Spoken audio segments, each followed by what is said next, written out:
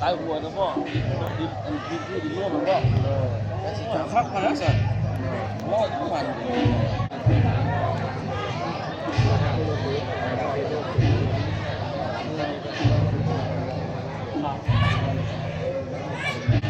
อะไรแบบนี้ก่อนไม่ได้อะไรแบบนี้ทำอะไรผมก็อะไรที่ว่าอะไรที่นั่น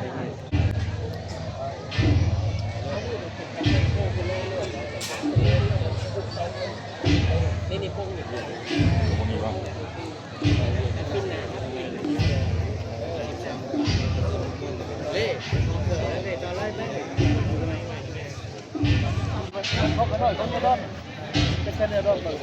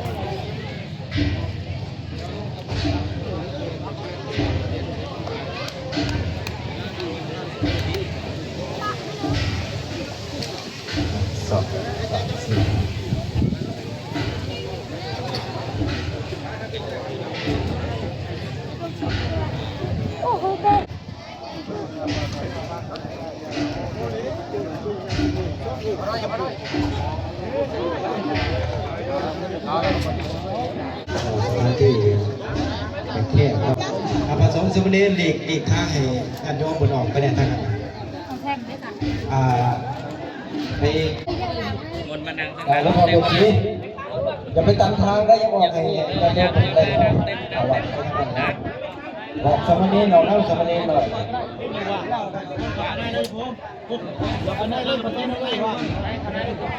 เราต่างกันไปกลางทางได้ทางนั้นดูด้วย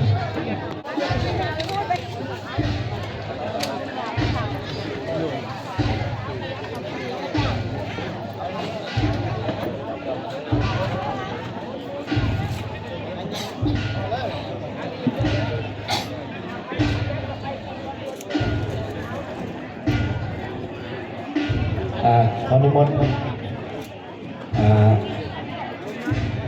อาจารย์เขียวเด้อขนาดเด้ออาจารย์เขียวนิมนต์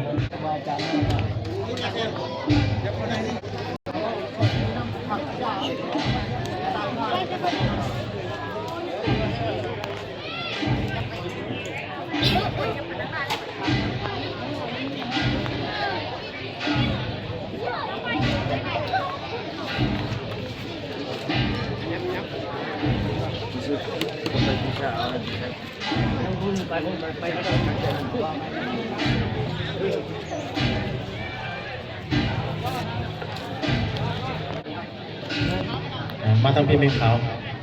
เบื้องความมือเนี่ย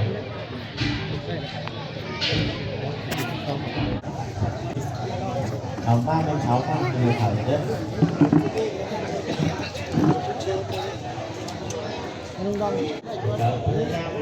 นั่งให้มันตั้งท่าเด้อมาลายมือเลยประกาศหาบนอยู่บนพักเด้ออย่าโยนเด้อมองจะไปอย่าโยนทางคณะทำการลงศพกำลังจัดกะเกี่ยมสถานที่ชัวร์ไหมเอาไหมได้ทางหลังกระแพงด้วยการเกี่ยมมาเนาะ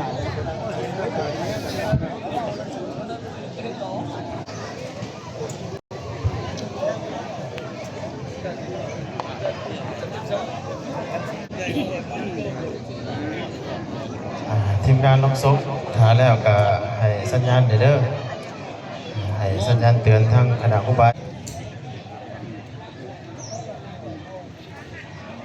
งานก็อยู่ในท่าที่สงบเนาะก็คอยร่วมกันเด้อญาติโยมเด้อก็บ่อยากให้ปากเสียงดังเนาะสำหรับเวลาของเฮาก็คือจะได้เวลาแล้วปัจจุบันนี้ขอน้อมไหว้คุณพระศรีรัตนตรัยที่เป็นทุ่งไทรแห่งบวรพระพุทธศาสนา ขอน้อมนมัสการถวายความเคารพและทานใหญ่สมบูรณ์สิริปัญญปสแขวงประธานที่ปรึกษาปสเมืองพีนที่นับถือน้อมนมัสการพระอาจารย์วิชัยเนาวันดาประธานปสเมืองพีนที่เคารพและนับถือน้อมนมัสการคณะประจำปสแขวงกรรมการและขอที่ได้เกียรติเจริญพรมายังทานผู้รัตนพรหมมหาไซกรรมการพรรคแขวงเลขาคณะบริหารงานผักเมืองพีนที่นับถือเจริญพรมายังทานธรรมราชมณีวงศ์ห้องเลขาผักเมืองประธานหัวหน้าจัดตั้งเมืองเจริญพรทานคมขิดญาติวงศ์ห้องประธานคณะกรรมการปกครองเมืองเจริญพรทานภูเขาไซยวงศ์ปกสเมืองเจริญพรทานวิไลขอเจริญพรทานคณะประจำพรรคเมืองกรรมการพรรคเมืองการนำขันบ้านตลอดฮอดบรรดาแขกที่มีเกียรติทุกๆภาคส่วนที่ได้เขามาร่วมถวายเพลิงสรีระสังขารยามพดุในปัจจุบันนี้สำหรับวัดแก่นแก้วแนะนำรักษาการเจ้าที่การวัดเมืองพีนได้ขึ้นมากล่าวสูงขนาด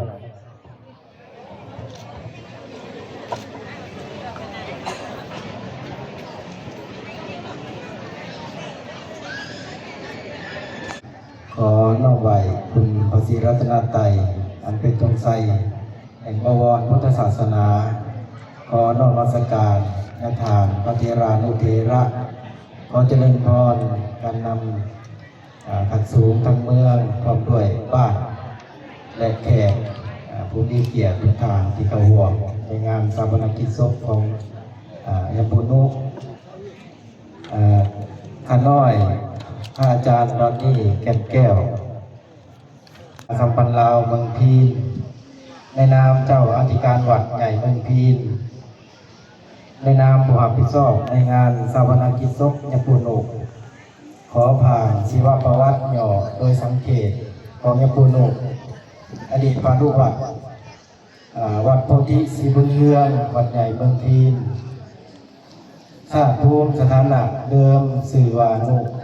เกิดในวันที่15 เดือน 4 ปี 1958 บิดาสื่อเท่าบุญยูมารดาสื่อนางเต็มมายมปุโนมีไอ้น้องหัวอุทรเดียวกัน9 คนดังนี้ยิง5 คนชาย4 คนยมปุโนเป็นผู้ลูกผู้ที่ 2ในชีวิตเยาว์วัยยมปุโนกำเนิดในครอบครัวชาวไห่ชาวนาชนเผ่าผู้ไทยศาสนาพุทธมีสถานะประชาชนโดยทั่วไปในชีวิตข้างเยาว์วัยเพิ่นได้ดำรงชีวิตในแบบประชาชนธรรมดาหาอยู่หากินตามธรรมชาติเรียกซอยเรียกงานพ่อแม่อ้ายน้องตามพออายุได้24 ปีจึงได้กลับมาบ้านเกิดอยู่น้ำพ่อแม่อายุมาฮอด45 ปีอันครองเพศธนเขตมีลูกรวมกัน1 คนอยู่ที่บ้านโนนสะอาดเมืองพีนพอตกมาฮอดปี 2002 ยมปุโนเห็นว่าการครองเพศฆราวาสมาพอสมควรย้อนความเลื่อมใสศรัทธาของยาปุโนที่มีต่อบวรพุทธศาสนาในธรรมวินัยเป็นพระภิกขุในวันที่ 1 เดือนพฤศจิกายนปี 2002 เวลา 14:20 น. ที่พันธสีมาวัดโพธิศรีบุญเฮืองบ้านพีนเมืองพีนโดยได้หับความเมตตาของญาฐานใหญ่คณะสงฆ์10ยะปูก็ได้ศึกษาขอวัดปฏิบัติและปฏิบัติยะปูยังได้ปฏิบัติศาสนกิจต่างๆความสูญเสียความโศกเศร้าคนที่หักเป็นเรื่องปกติก็ความโศกเศร้าเป็นธรรมดาแต่อย่าจมอยู่กับความโศกเศร้านั่นหนาแม้แต่คนหักเฮาก็จะตายไปด้วยกันแต่ความหักก็ยังเป็นกุศลอยู่ในใจของพวกเราตลอดไปขอพระสักการขอเจริญพรต่อไปขอเจริญพรเชิญท่านอาจารย์ศิลวัฒน์ขอสุดที่1เราทั้งหมดมี2สุดสุดละ10สุดละ10ทางเราจะได้ออกไปงานผ่าวัดสุขุมจำนวนครูบาอาจารย์10 องค์สุดที่1เรามีพออินเซนเจริญพรท่านพระบุรัตนะพรหมาไซกรรมการปักแขวงเลขาปักเมืองพินมาขออินเซนท่านที่2ท่านเกษณาบุตรวงศ์เลขาปักเมืองประธานคณะห้องเลขาปักเมืองประธานคณะกรรมการปกครองเมืองพินท่านที่3ท่านธรรมราชมณีวงศ์ห้องเลขาปักเมืองหัวหน้าจัดคณะจัดตั้งเมืองพินท่านที่4ท่านสมคิดญาติวงศ์ห้องประธานคณะกรรมการปกครองเมืองพินท่านที่5ท่านภูเขาสัญญวงศ์คณะประจำพรรคเมืองประธานกวดกาพรรคหลักที่6ประธานทานพันโทกี้แก้วบุญเฮืองคณะประจำพรรคเมืองทานวิไลวันไซวงคำคณะประจำพรรคเมืองประธานแนวราวสังชาติ8ทานแก้ววิสัยอินทิราชประธานสมาชิกสภาประชาชนประจำเมืองพิน9ท่านแพงวิไลไขมณีจันทร์กรรมการพรรคเมืองหัวหน้าของว่าการเมืองพิน10พอออกสมหวังไซโยมาเนาะขอเห็นเซินเจริญพรทาง10ฐานออกมาวางผ่าบางสกุล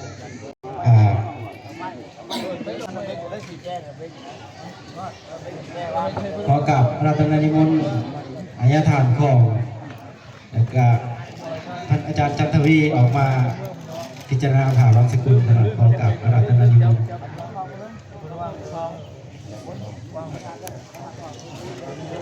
อาจารย์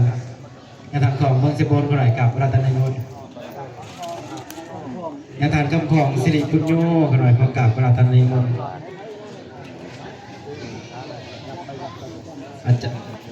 นิมนต์ขณะอาจารย์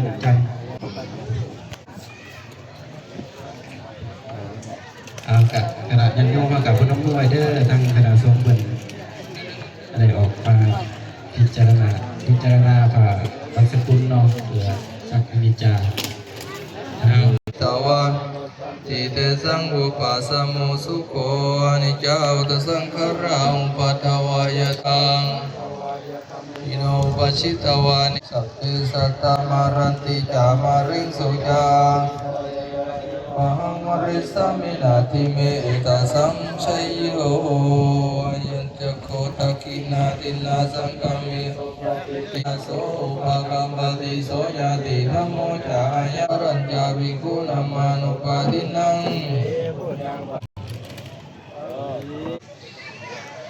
2พระอาจารย์สินทไลไสปัญญาห้องประธานอบสเมืองพิน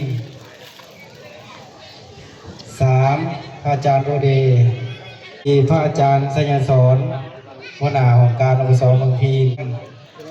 พุทธอินทอง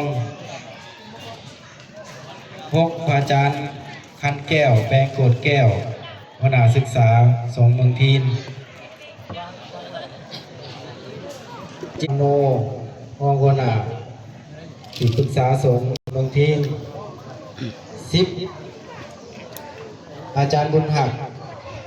อุปสาสังขาราอุปาทวายธรรมิโนอุปจิตตวานิโรจันติเตสังอุปสัมโมสุโค